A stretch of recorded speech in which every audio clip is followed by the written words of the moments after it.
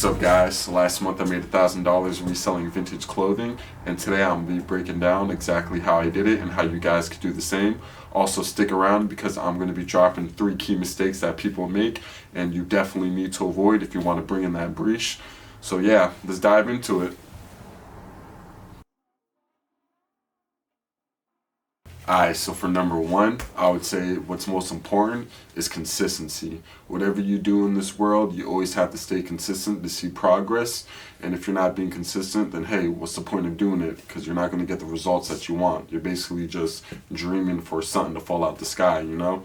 So to be consistent, I feel like you really have to put yourself out there, go to the bins every day, local Goodwills, keep on looking online, Depop, Grail, sites like that, and just really build up that inventory so you can post consistently, because the algorithm supports people who post a lot, and it's basic fact, the more posts you have, the more reach you're going to have.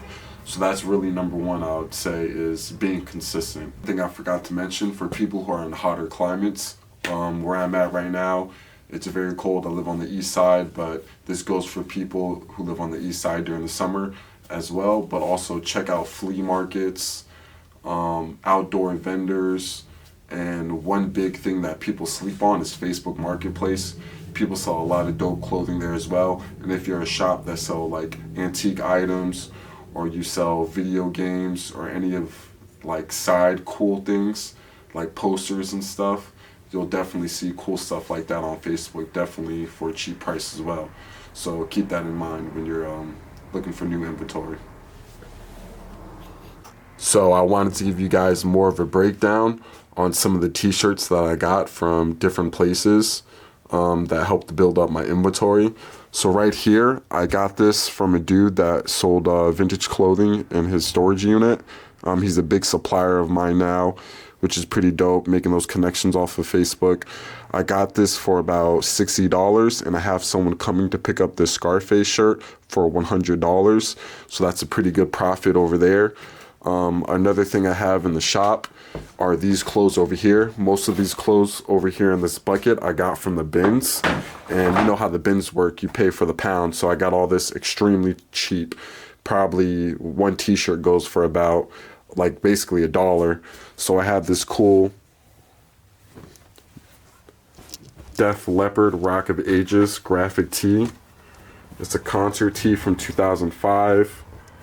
I have this dope Queen. And for my Tyler fans out there, this dope golf t-shirt. And yeah, everything in this bin I got for about, if I had to round it up, I would say $2 a shirt. And I basically sell mostly everything in here for $20 and up. So that's also good, and that's also going to keep you guys consistent, because you'll be constantly flipping that money that you gain and getting more inventory. So definitely watch out for the bins. So now that you guys are being more consistent, posting more clothes, you guys should be able to understand what's selling and what's not selling. And that's number 2. So that's very important, because you don't want to buy items that are just going to sit on your shelves or in your bins and stuff. You want to buy the latest, trendiest clothes. And in order to do that, it's by keeping a track record of all the things that you sold and figuring out what's consistently selling. So when you go out there to the stores or you look online, you can find exactly what's trending at the moment, and that will help you get more breach in your pocket, you know? Also, if I was you, YouTube is a big, you're watching this video, so YouTube is a big factor. So I would look up, 2024, well, it's 2025, but 2025 trendy clothes, trendy vintage clothes, things like that. Or if you have Pinterest, and you'll be able to tell what's trending from there, so you have a better idea of what's selling. So that's number 2. On to number 3. Alright guys, so the third most important thing is pricing and bargaining.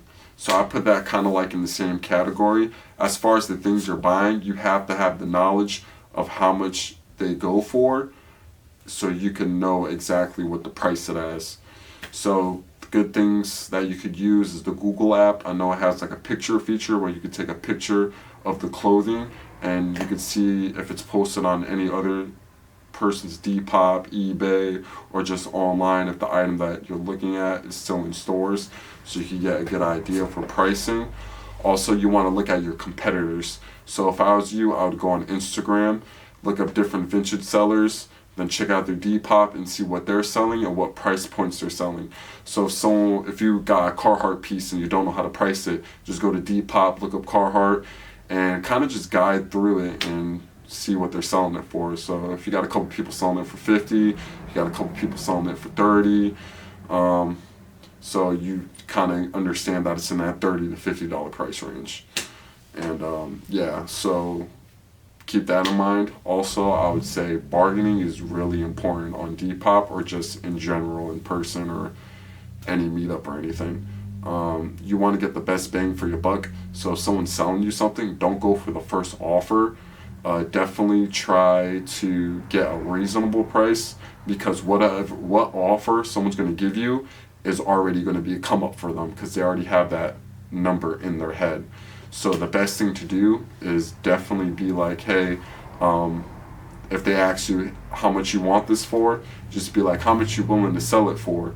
So then you could go from that standpoint and be like, I wasn't that's not in my price range. I was thinking more of this. And then the person will bend a little bit more to you, if that makes sense. So yeah, bargaining. Another thing I would say as far as pricing goes is definitely on these apps like Grailed and Depop, there's fishing, Jesus.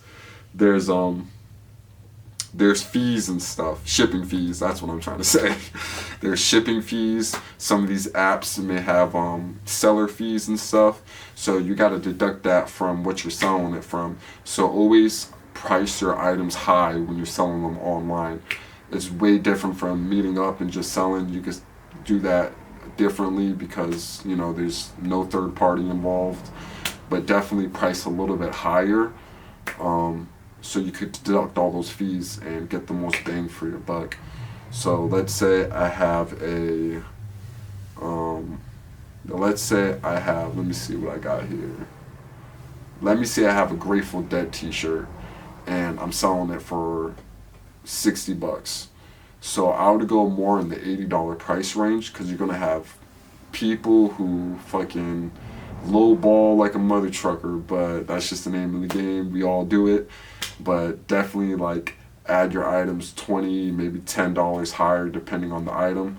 So it kind of evens out with the fees and like all the lowballers. So yeah, that's number 3. And now I'm going to tell you the 3 key mistakes to avoid. And yeah, let's get into it. Alright, so these are the 3 key mistakes I made. I would say number 1 was definitely in the beginning was not keeping track of the inventory. That's very slept on, because a lot of us upcoming new vintage resellers don't really have the inventory for stuff. We're mostly keeping it at our houses, in our rooms, basements if we have one, storage units. And when you get sales online, it's definitely hard to look for items. And I missed out on sales because I would have to do refunds because I couldn't find the items, which is definitely a bummer. But I have this cool system right now where on my post on Depop or Grailed or Poshmark or whatever I'm selling on, I put like a little code. So I'd put like G3 or BA, and on my bins that I have all my inventory in, it'll have BA or 3 whatever and all that stuff connected to it. So when I have to go look for the item, I'll go look at the SKU on the Depop listing once it's sold and look at the bin and be like, oh, this should be in here, pull it out, mad easy, mad quick. So you got to come up with cool little ways to keep track of inventory so you don't lose out on potential money. Number 2, I would say, is probably overpricing items.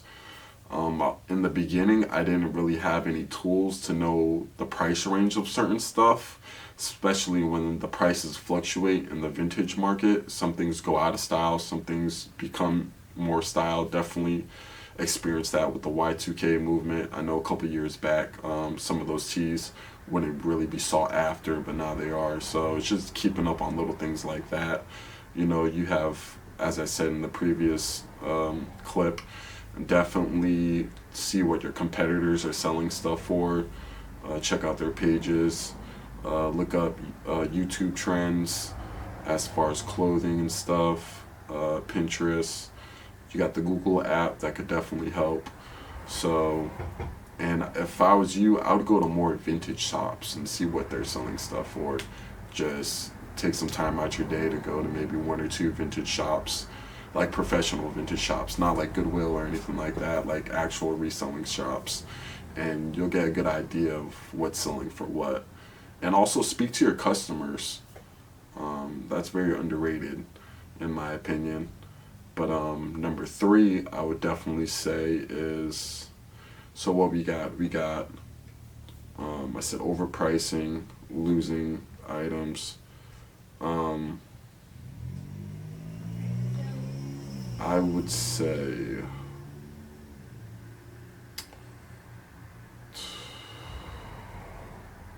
not knowing what's trending.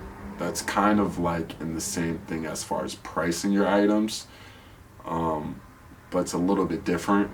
So in the beginning, I would buy items that I thought were cool, but in the grand scheme of things, it's not really what I think is personally cool. If you have good style, then that goes a long way, because what you like, most people would like. But sometimes we get caught up in our own styles. We buy things that we like that is more niche and other people won't like. So you end up getting stuck with bins full of clothes that aren't really selling like that. And I would also say prepare for the winter and prepare for the summer, so you're not stuck with certain items.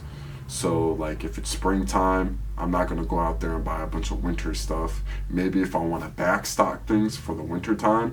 But if you're trying to get quick money and quick sales, I would say you should definitely buy what's in season, because that will be able to be flipped real quick. So yeah, I would definitely do that. And yeah, that's my top 3. Alright guys, that wraps up the video. If you guys enjoyed, definitely leave a like, subscribe, and in the comments let me know which thing you're going to try out next to help you guys make more money. And yeah guys, I'll catch you in the next video. Let's get this one up to like 20 likes, and peace.